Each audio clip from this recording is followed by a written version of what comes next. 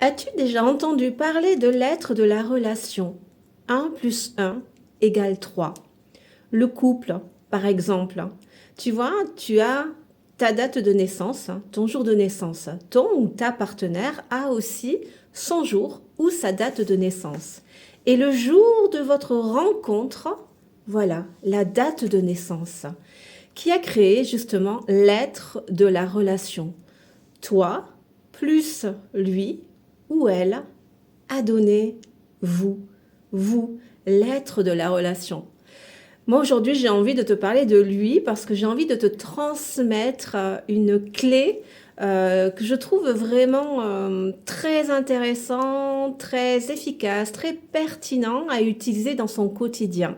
Parce que tu vois, très souvent, la plupart du temps, dans le couple, ben, par exemple, voilà, il y a une décision à prendre et puis ben, on n'est pas d'accord, ce qui peut créer parfois des étincelles, mais bon, voilà, on n'est pas d'accord, chacun défend son avis et puis il y en a un des deux qui va ben, se renier, voilà, qui va, entre guillemets, qui va ranger son avis pour céder à celui de l'autre.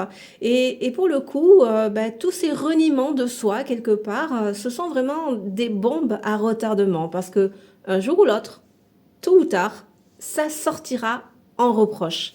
Donc pourquoi je te parle de l'être de la relation aujourd'hui? Bah, tout simplement parce que j'ai envie de te transmettre cette clé que tu peux vraiment utiliser dans le cadre de ton couple, mais pas uniquement, hein, ça peut être dans la relation amicale, enfin toute professionnelle, toute relation finalement.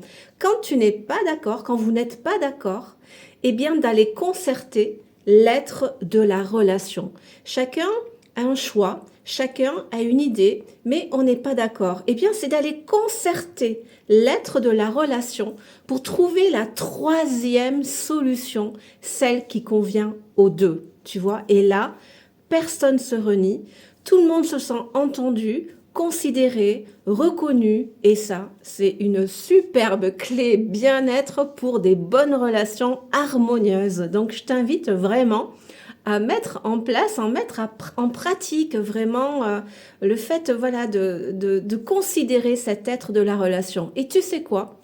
Tu peux même lui donner un prénom si tu veux. Allez, ciao!